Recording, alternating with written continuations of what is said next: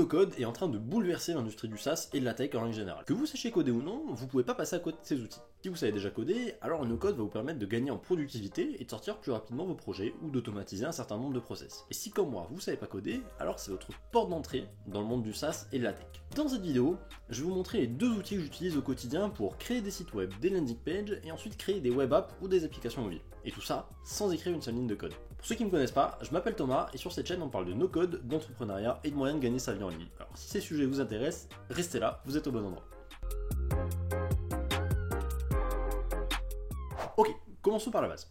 Vous avez enfin trouvé une idée qui selon vous a du potentiel et mérite d'être creusée. Première étape, validez votre idée. Pour ça vous allez avoir besoin d'une landing page et éventuellement d'un site web. Et le meilleur outil pour réaliser ça, ça reste Webflow. Je l'utilise tout le temps et c'est incroyable ce que vous pouvez faire avec cet outil. Si vous avez du temps, n'hésitez pas à vous former en profondeur sur cet outil, ça vous servira toute votre vie. Une fois votre compte créé, vous arriverez sur votre dashboard. Ne perdons pas de temps et allons directement créer un nouveau site. À ce moment-là, deux possibilités s'offrent à vous. Commencer à partir de zéro ou commencer à partir d'un template. Dans notre cas, pour gagner du temps, on va directement commencer via un template. L'objectif ici, c'est donc de trouver un design qui correspond à votre projet pour qu'on n'ait pas besoin de modifier trop de choses. Ça va nous permettre d'être le plus rapide possible. Ici, je vais simplement rechercher un modèle pour un SaaS et on va voir ce qu'on trouve.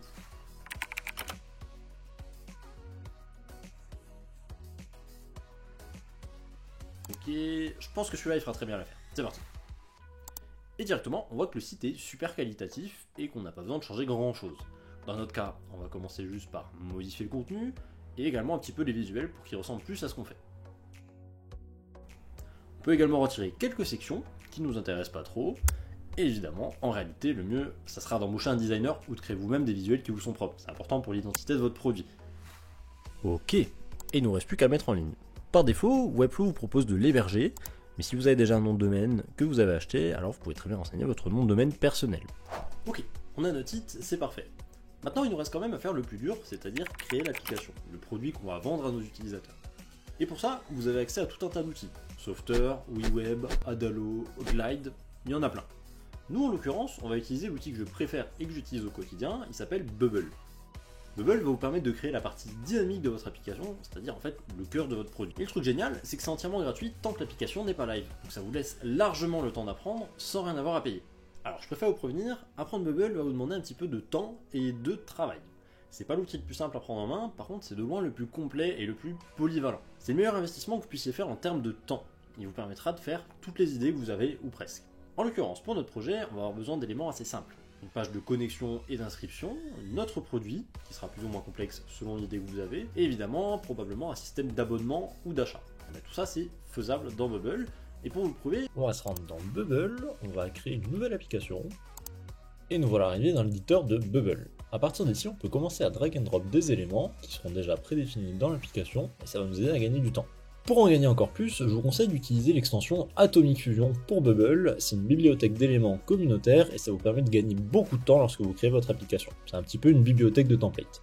Et c'est justement ce qu'on va utiliser pour créer notre page de connexion et d'inscription. Je vais commencer par sélectionner un élément dans Atomic Fusion, puis le coller, et on voit qu'on a toute une panoplie de super formes d'inscription et de connexion. Pour rendre tout ça dynamique, il ne nous reste plus qu'à utiliser le système de workflow de Bubble et à dire à notre bouton que lorsqu'il est cliqué, on veut que l'utilisateur se connecte. C'est assez simple à prendre en main et vous allez voir, c'est assez facile. Je rentre volontairement assez peu dans le détail dans cette vidéo. Si vous voulez en savoir plus dans Bubble, je vous redirige vers cette playlist où je partage plein de tips sur l'application. Enfin, pour pouvoir accepter des paiements, il ne vous reste plus qu'à connecter votre application Bubble à Stripe et comme ça vous serez en mesure de proposer des abonnements ou des achats à vos utilisateurs. Et voilà, vous avez créé votre produit sans écrire une seule ligne de code. Alors évidemment, je suis passé un peu vite sur certains process et sur certains points, notamment la création de l'application sur Bubble. Mais gardez bien une chose en tête, même si vous construisez votre app sans coder, ça ne veut pas dire que ça ne nécessitera pas d'apprentissage et d'un petit temps d'adaptation.